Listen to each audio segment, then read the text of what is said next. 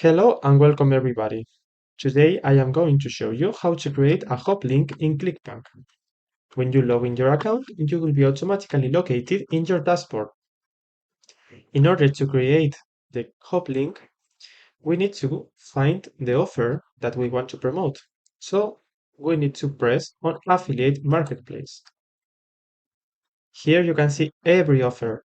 So I am going to go, for example, to top offers, and let's say that I want to promote this one. To create a hop link, I will need to press promote. Then I need to choose my nickname. In this case, this is mine.